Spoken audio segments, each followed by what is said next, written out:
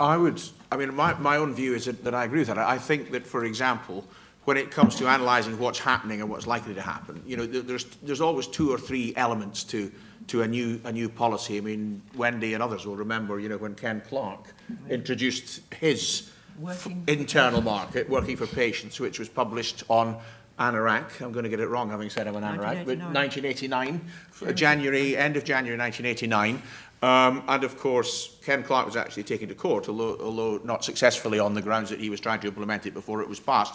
I am a political scientist, but I believe that there's an ideological element to these reforms. That ideological element comes not from pure arcane theory, but it comes from what academics call neoliberalism and public choice theory. It comes from how politicians understand these things in a plain man's sense of the terms. In other words, markets, purchaser-provider splits, assuming that people are motivated in order to not make a financial profit, but in order to maximise something. That's where it's coming from, so I would agree with everything that's been said. The fact of the matter is, if you ask me, as a crystal ball gazer, is this going to be passed as an act? I'm sure it will be. And so for anyone actually working in the NHS to maximise benefit for patients, the answer is not, therefore, to say, you know, that all in the garden is wonderful. The answer is to really engage seriously around issues, for example, should Monitor be allowed to prohibit sensible collaboration on the basis that it is anti-competitive? And my answer personally would be no, they shouldn't be allowed to do that. And that would be extremely silly. And we've also seen that in the 1990s as well. We saw it in the great cities of this country. We saw it in Sheffield in the 1990s, where one minute the government was telling the 2 major hospitals to compete across the board for all services. The next, you know, when they discovered that was actually going to be very expensive, they were told, you know, in a later incarnation of the Conservative government of the 1990s, to collaborate. So these things work themselves out on the hoof, and there's a massive challenge to say, okay, what can be done with this, what should be done with this, all the rest of it. And my view is that, you know, of course, people, you know, should express their views and, you know, politically about the thing itself, but equally, there's a question of, you know, how do these things work? And there's a lot of academic evidence, as I said this morning, around what types of GP involvement work better rather than worse for what purposes. And I mentioned this morning the total purchasing pilot evaluations. There are many other studies more recently that could be mentioned. Ironically enough, if you ask me my personal opinion, and I'll shut up, Andrew Lansley has probably read or been given a potted version of the latest research on why certain types of commissioning has failed. And as I said this morning, he's therefore bought the idea that PCTs have failed, and therefore he's decided to replace them. We can then debate whether he's gone further in the wrong direction or in the right direction. But nevertheless, the ironical thing is there is a lot of evidence out there. How it's used, you know, is pretty important. And I think people, you know, need to engage with the detailed evidence, you know, boring and anorak as that is. Any other panel members on, or should we go to another question? Sorry. Well, there's a question about who will regulate the private sector. I mean, I think that one of the serious things in the white paper is that Andrew Lansley is throwing away the power of the Secretary of State and handing it over to this NHS commissioning board. And he's going to beef up Monitor to make it do all this competition things. And presumably Monitor will also have to regulate the private sector, but that's all very vague. Yeah. In the whole ISTC programme, Independent Sector Treatment Centres, for those of you who don't know, interesting, that's called independent, it's not called private. It was private. In that programme, the Department of Health had far less checking of what they were doing, clinically speaking. The outcome measures that they were forced to provide were far, far less than in the NHS. So I'm not at all happy about the idea that the private sector will be properly regulated. I think it won't be properly regulated. And then the other question about links. I mean, CHCs took a long time to become useful throughout the country. The moment they became an effective patient voice, they were disbanded, and then we had PPIs and PALs, and then we got this links with a ridiculous system of them having to have a host organisation and I went to speak to one. Their host organisation was a private company, private healthcare company. I mean, what was all this about? They didn't want to spend money on putting them into a room somewhere.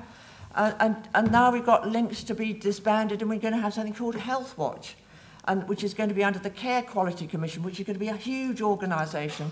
And when you think that the Care Quality Commission wasn't able to pick up the problems in Basildon and Staffordshire, I think our ideas about regulation are not being met. They aren't effective regulators, and all this tick-boxing things, leaving it to people in the hospital to do, doesn't work very well, as patients know. So I'm worried about both those questions. Okay, thank you very much indeed, Wendy. I believe it's very difficult for me to see, I'm afraid, from who's putting their hand up at the back, but there's a gentleman at the back, and then I'll take this gentleman down here with the hand up. So, first of all, the gentleman at the back, please. Hello.